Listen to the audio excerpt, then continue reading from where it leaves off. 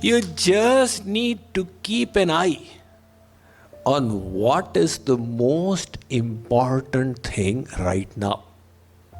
Whether it is the frog or whatever it is, what is the most important thing as of now, and just keep doing that. And when you are doing that, you are doing the best you can. You can never do better than the best you can. So just focus on doing the best thing right now. That's what I do. If we want to go into greater detail of understanding time management, then let us try and comprehend the matrix between importance and urgency. Now suppose you have the y and the x-axis. The x-axis, it represents the importance of a task, and the y-axis represents its urgency. So there is quadrant number 1. These are tasks that are very important plus very urgent. Quadrant 1. Important plus urgent tasks. Like for example, if your client has got upset and is threatening you with a bad report, it is an urgent plus important matter that needs to be addressed right away. If your family member has got a serious health problem that needs to be shown to the doctor in the hospital, it is a matter that needs to be addressed as urgent and important right away. So these are the quadrant 1 tasks. You need to be able to identify them, and they cannot be postponed. Then there is quadrant 2. These are tasks which are important but not urgent. If you were to postpone them by a week, it would not be a matter of life or death. So what are these tasks which are important but not urgent? For example, learning spiritual wisdom in a program like this. It's extremely important to the quality of your life. But if you were to postpone it, it's not that your life would get affected immediately. Likewise, creating the networking required in your profession, or maintaining your health through good exercise and healthy foods. All of these are important, but again, not vitally urgent. So this is quadrant 2. Now, if you focus, if you keep on doing quadrant 2 activities, the urgent matters decrease in any case. If you are paying attention to doing exercise 5 to 6 times a week and eating healthy food, you'll have less of health crisis. If you are focusing on nourishing your relationships, you will have less of irate, complaining clients, etc. So, time spent out here is time well spent. But when emergencies come, you have to go to quadrant 1 as well. And then is quadrant 3. These are activities which are urgent but not important. This is the quadrant of deception. And many people, they tend to waste their time focusing on this. So for example, if your relative has called you from India, you have to listen to the call is urgent, but it's not important. Some unfortunate people keep on wasting time on this quadrant without realizing its low value. And then is quadrant number 4. Tasks that are neither important nor urgent. This is the quadrant of waste. Whether you are surfing the internet unnecessarily or spending 1 hour on reading the news, etc., etc., it doesn't matter. But when people are bored from doing high value activities, then as a little entertainment they go into quadrant 4. So the trick of time management is to understand the relative priorities of tasks. Prioritization makes you effective. And there's a huge difference between being busy, merely busy, versus being effective. Successful people are those who utilize their time most effectively. One management professor came to his class with a few sacks of rocks, an empty jar, and some water. He picked out a rock from the sack and said, "Look, I've got a sack full of such rocks. How many of them, in your estimate, will fit into this jar?" All the students estimated. One said 24, the other said 57, third said 35. The teacher said, "Let's take a look." He started placing the rocks until it was filled to the brim. He asked the students, "Is it completely full?" They all agreed. It will not hold any more. They all said it will not. He then took out a second sack which had small pebbles, and he started pouring the pebbles. They filled the gaps. He then told the students, "You were saying it was completely full. Look at how many pebbles went into it.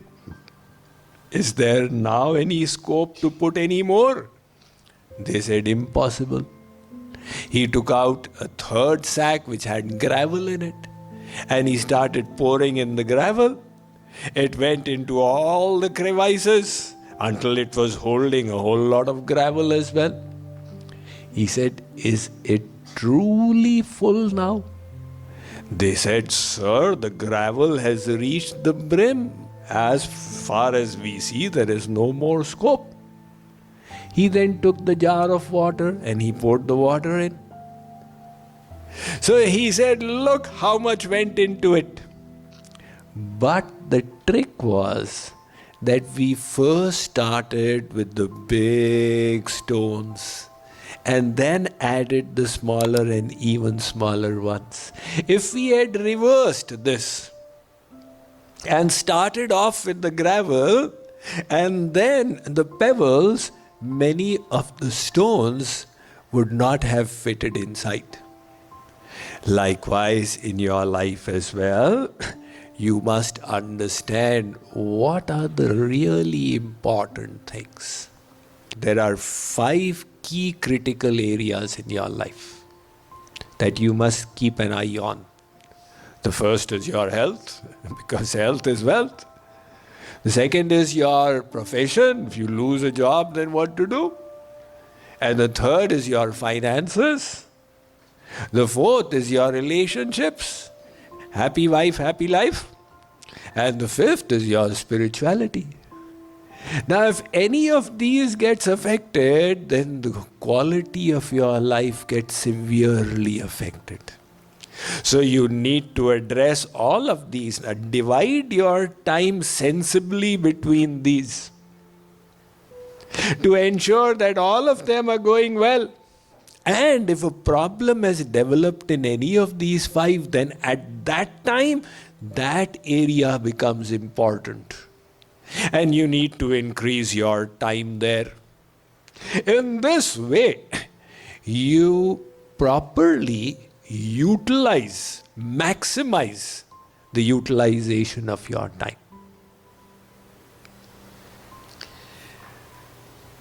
Further, we also need to understand some things are important only in this life, And the importance of some things continues beyond life. So you need to realize their value and reassess their importance to you. Ultimately, all that we are gathering, we are going to leave it behind one day. And what are the treasures that we will be taking with us? There's a story from the Mahabharata. One Brahman came to Yudhishthir when he was the king of Hastinapur. And he said, Maharaj, I have my daughter to get married. Can you please give me in charity? Yudhishthir responded casually. He was a philanthropic king. He said, oh, mil jayega, come tomorrow. The Brahman returned. But those words fell in the ear of Bhimsen. So Bhimsen, his eyes opened and he thought of a prank. He informed the Prime Minister, let there be a celebration in the kingdom. The Prime Minister, as per the instruction, told the Commander-in-Chief, and the Commander-in-Chief told his soldiers, who instructed the citizens, and merrymaking began. Yudhishthir saw the celebration and said, what are they so joyous about? It's neither Holi nor Diwali. He asked somebody, what are you celebrating? The person said, the soldiers have told us. He asked the soldiers. They said, the Commander-in-Chief. He asked them. He said, the Prime Minister. He asked the Prime Minister. He said, your brother Bhimsen. So he asked Bhimsen, why the celebration? Bhimsen said, Bhai Sahab, you have conquered Kal or time. Conquered Kal or time? Why? That Brahman came for charity and you told him, come tomorrow, you will get it. So you are sure you will be living tomorrow. Nobody else in this creation of Brahma has this assurance that they will be alive tomorrow. But since you have it, you have conquered time. Yudhishthir realized his mistake. He said, oh my God, my brother is fat in the body but thin in the head. Call the Brahman back. Let him get it right now. So we don't realize that at the time of death, a complete plus minus is going to happen. And we need to keep that value of time in our head. One person, he told me, Swamiji, I estimated it like this, that the average life expectancy in America is 78 years for gents and 80 years for ladies. So I was 58 years old and I realized that with every Saturday passing, the available Saturdays in my life were reducing. So for a 78-year life, it meant I would see 4,056 Saturdays. And I was 58 years old, so I now had only 1,040 Saturdays left. I took a big jar and put 1,040 marbles in it. And every Saturday that went by, I would take a marble and throw it out to keep me aware of how much time I still have in hand. And then I continued to live beyond 78 years. There were now no marbles in the jar. I realized I had extension been given by God. Now my value of time was even more. So this value of time will make us realize that certain tasks are more urgent than the others. This was the message from Ravan. the demon king Ravan. When Ram wounded him mortally, Ravan was on the ground, the battlefield. And Ram surprisingly instructed Lakshman to go and get wisdom from Ravan. He said, actually Ravan is a bhashyakar. He has written a commentary on the Vedas. And this is his last moment. So people say the last words of someone are very valuable. Get his last words. Lakshman came and stood by the head of Ravan. Ravan spoke out. He said, Ram, your brother doesn't know etiquette. He wants gyan and knowledge from me and he's standing by my head. Lakshman felt embarrassed and went and stood by Ravan's feet. Rakshas Raj, speak up. Ravan said, Beta, if you are inspired to do a good thing, don't postpone it. Later on, the opportunity may slip away. And if you are inspired to do a bad thing, delay it. Later on, your inclination may change and you may be saved from sin. He said, learn from me. I thought of building a stairway to heaven, but said I'll do it later and never did it. And I thought of kidnapping Mother Sita, and I went ahead and did it right away. So that is why we must always keep this as wisdom for living. One saint, Narayan, a poet saint, has written a beautiful verse. He says, Do baatan ko bhooli mat jo chahasi kalyan. If you want kalyan or welfare, then don't forget two things.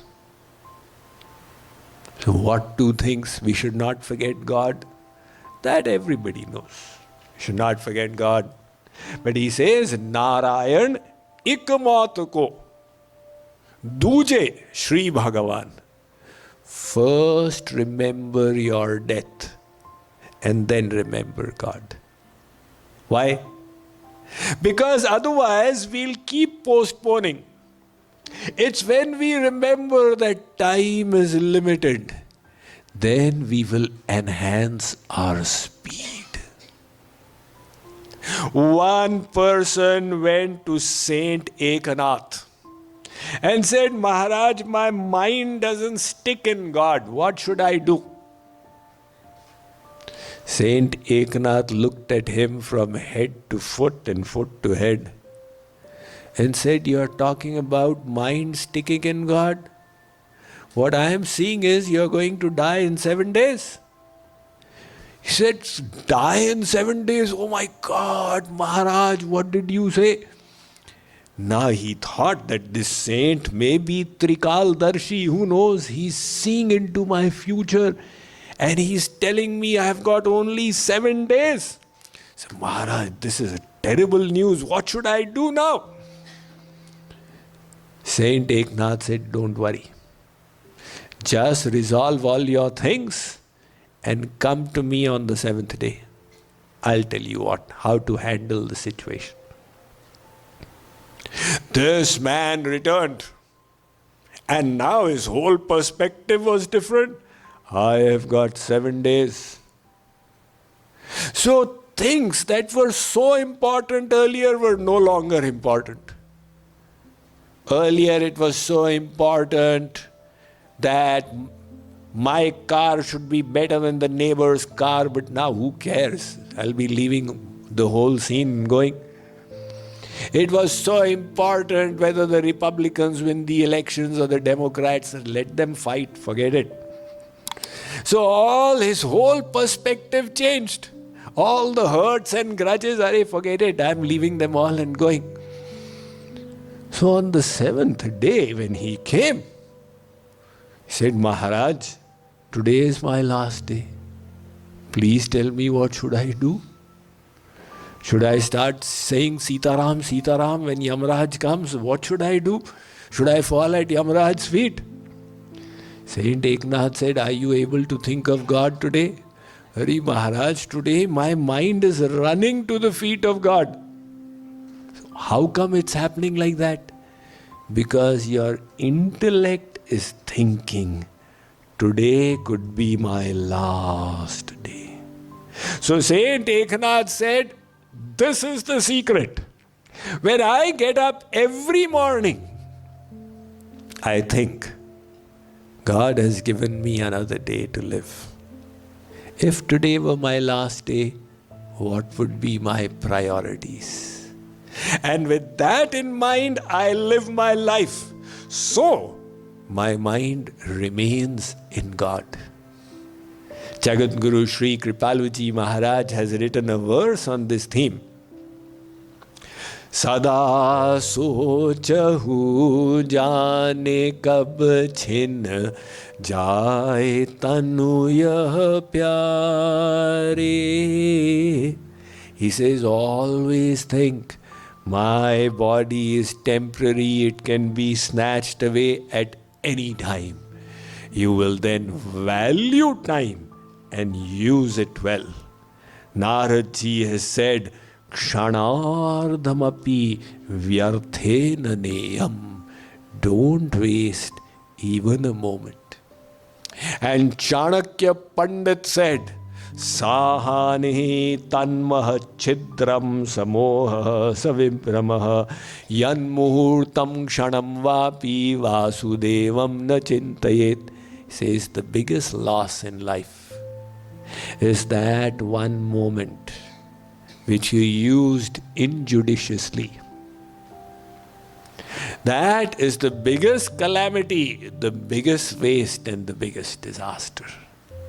So realize the value of time, understand the priority of different tasks, and make your utilization of time more effective.